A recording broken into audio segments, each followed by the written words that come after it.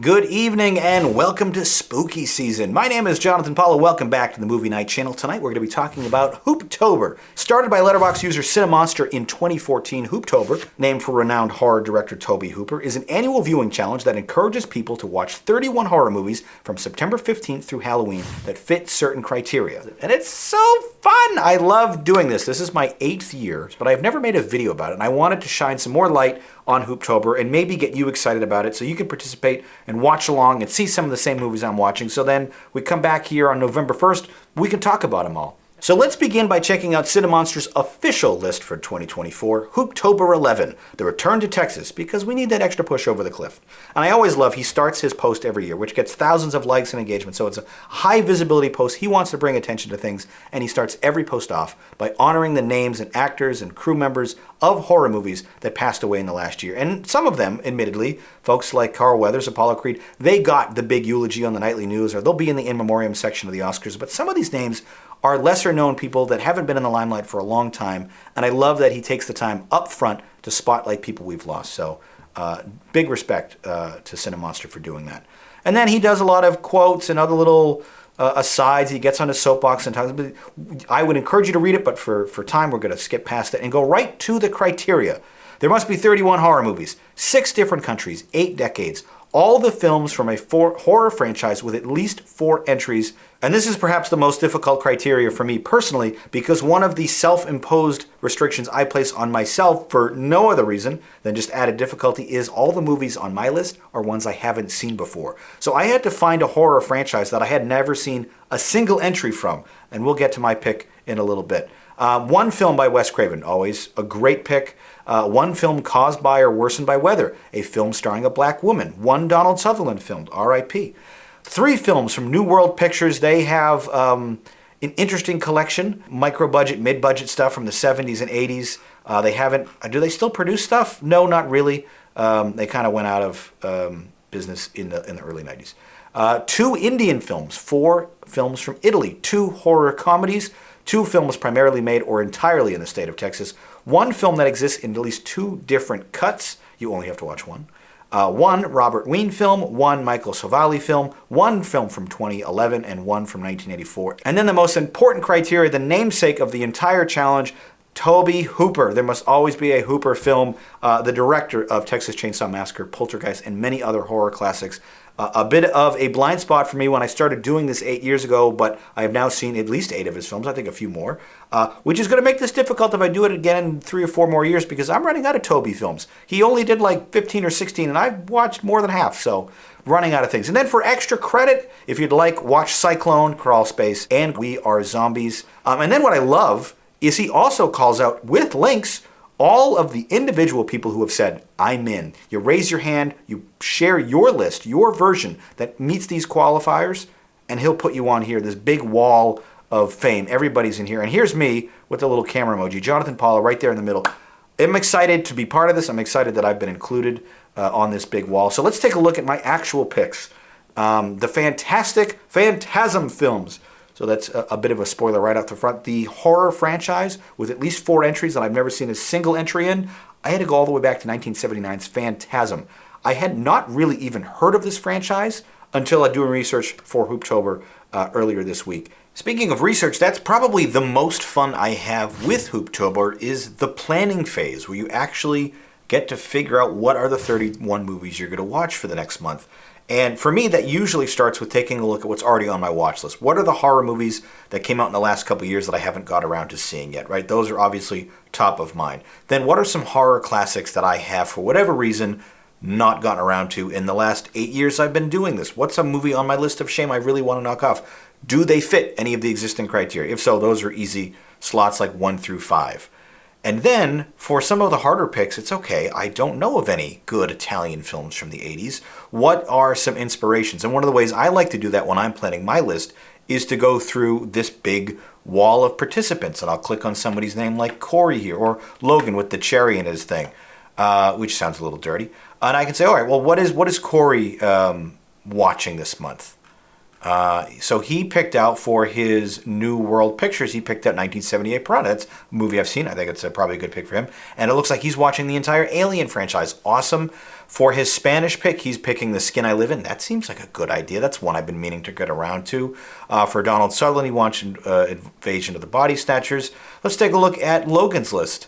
He has all the criteria here, and he lists out which ones he's using. So for Wes Craven, he's going to check out Nightmare on Elm Street. For Indian films, he's going to check out Tumbabad and Mahal.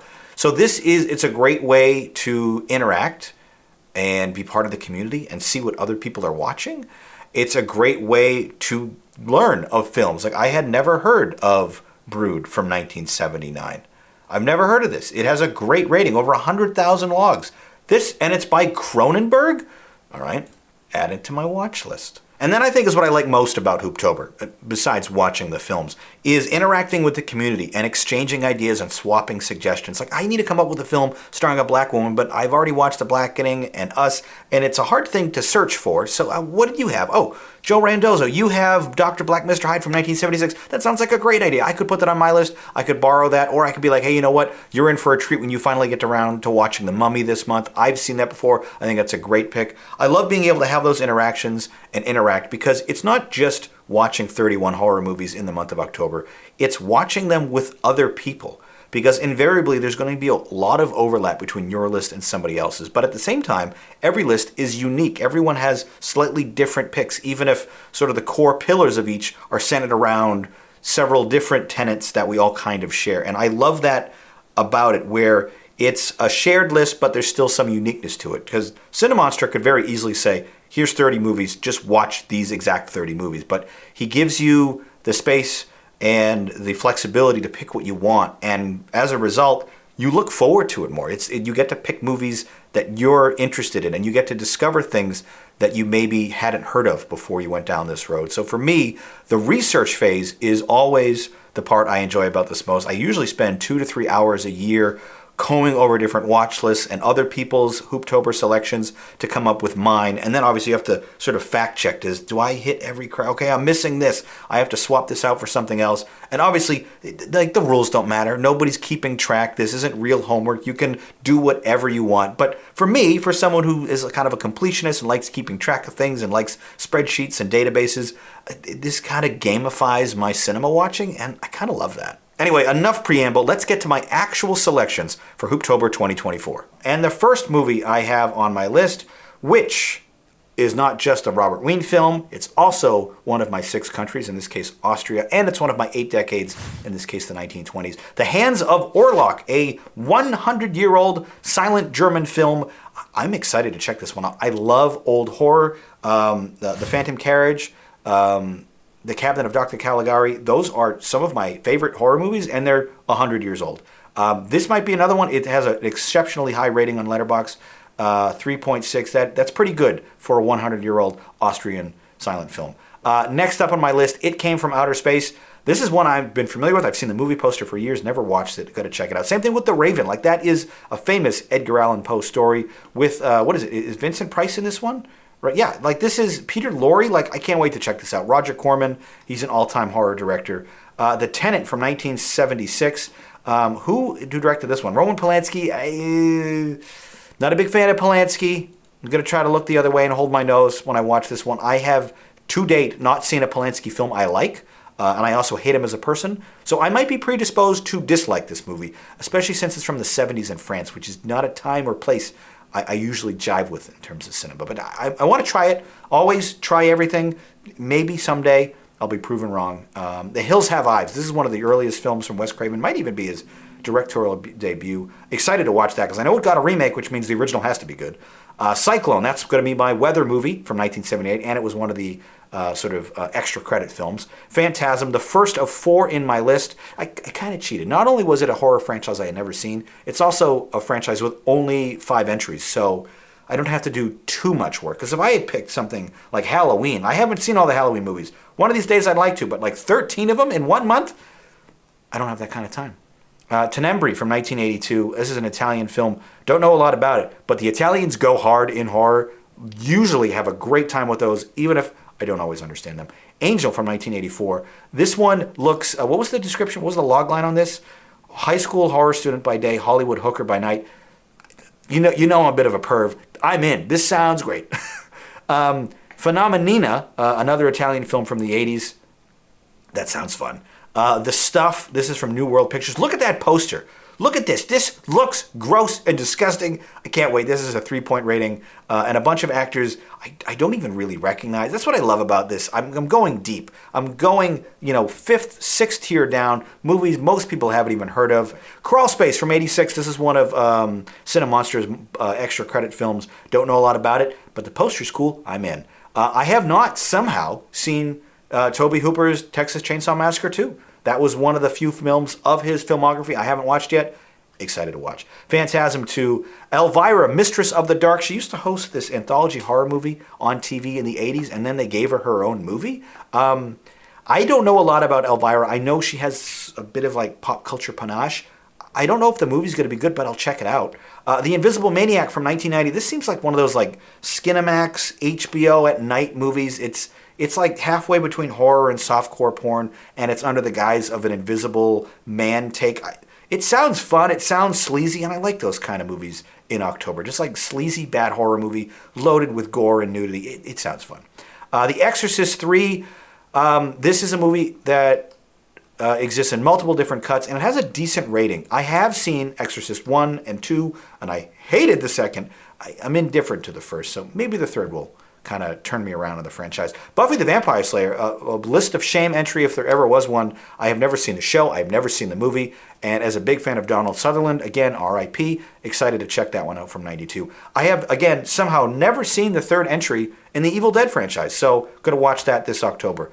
Cemetery Man, one of the Michael Sovalli films from 94. Phantasm 3, of course, to round out more of that franchise. Phantasm 4. The Faculty, I love a good, like, teen thriller horror movie from the 90s. Anything that's like adjacent to Scream, I'm on board. Can't believe I haven't seen this yet because it's been on my watch list for years. Boot, I don't know how to say this. I'm not Indian. I am very bad with accents and names, as you know by now. But this is one of my 2 Indian films. And generally, when I've kind of dipped into the Telugu and Bollywood stuff, I'm like, hey, this is actually friggin' awesome. Why don't I watch this more often? I don't know. I just don't. The Skin I Live In. This was actually on my Hooptober challenge back in like 2018 or 19, and I just never got to it. It was like the one film 30 out of 31. I missed this. I'm coming back to try it again. I'll be honest, I don't think I'm going to like it, but I want to try it. Phantasm actually got a reboot, so I'm going to check that one out as well. Phantasm Ravager came out in 2016. Bulbul, again, don't know how to pronounce it. Maybe the movie will help me. That came out just a few years ago. That's another Indian horror film, which I've been told is excellent. Has a great, strong rating here, even more so considering it's another language, so it's not as accessible. Barbarian from 2022, I've heard great things. Bones and All, one film starring a black woman and an Italian film. Excited to see that. I've heard great things. Talk to Me is about to roll over 1 million logs. It already has. 1 million members have already watched this on Letterboxd, and I'm not one of them. And of the 390 movies that have 1 million logs, this is only one of 10 that I haven't seen yet. So excited to check that off for multiple reasons. Most recent film on this from 2023, We Are Zombies. Those are my 31 movies that I'm going to be watching in the month of October to participate in Hooptober, my 8th time doing it. And for some background context and to head off anybody who's about to comment, John, why haven't you seen this? Why don't you watch this movie? Let's take a flashback to Hooptobers of years past, and I'll show you some of the films I've already watched in previous years. In 2017, this is what my list looked like. I didn't get to all of these that first year, but I have since eventually watched all of them. Texas Chainsaw Massacre, Eraserhead, Possession, Evil Dead, The Wicker Man, Audition, American Werewolf in London, all excellent films. In 2018, I caught some of the movies I missed the year before, like Audition and Dawn of the Dead, but I also watched The Conjuring, Train to Busan, The Skin I Live In. I still haven't watched. I'm going to watch that in 2024. Lots of great films there. In my 3rd year of doing it, I finally watched Rocky Horror Picture Show for the first time, The Host from Korea, the first Godzilla from 1954, Shivers, Cat People, Page Madness, Jennifer's Body, all great films. I didn't care for Repulsion. In 2020, I watched Possession, The Platform, Evil Dead 2, Videodrome, Funny Games, all excellent, by the way. The first Candyman from 1992, and let the right one in because I missed it before. And The Babysitter Killer Queen, a great film, which I think was a Netflix exclusive. In 2021, I watched Midsommar and Hereditary, which is probably my favorite all-time horror movie ever. Full stop. It is brilliant. The Craft, House, Malignant, I Saw the Devil, the Candyman reboot. Sallow, which is one of my least favorite horror movies. It is detestable. In 2022, I watched Jordan Peele's Nope. I checked out X, It Chapter 2, Monster House with my, she would have been 4-year-old daughter at the time. She was pretty scared by it. Paranorman, Frankenweenie, you can see the influence of my kids this year. I also checked out Fright Night, Mimic, and The Invitation, all great. Last year, I watched Coraline for the first time, Scream 3 for the first time, Constantine, House of Wax, Take Shelter, The Devils, Black Coat's Daughter, lots of great films, some I'm indifferent to, and this year, one last time, here's what I'm watching. Every one of these movies is interesting, it's unique, it's different, it's horny, it's sleazy, it's gory, it's gross, it's disgusting, it's psychologically unnerving, all the kind of stuff that just makes you feel different, makes you feel things, and it's not always good, and that is good. I love movies that challenge our emotions and our state of comfort and just make you feel a little different. That's what cinema's for, to shake you up a little bit. And October is always my personal excuse to just like throw caution to the wind and watch weird, different things that I never otherwise would have checked out. Or for whatever reason I've been putting off, and this is finally kind of the swift kick in the butt I need to finally get over that hump and check it out. I encourage and I invite you to play along with me. Link in the description below to check out Cinemonster's Hooptober list so you can see the criteria for yourself. Build your own list. Do as many or as little as you want. There's no real hard rules.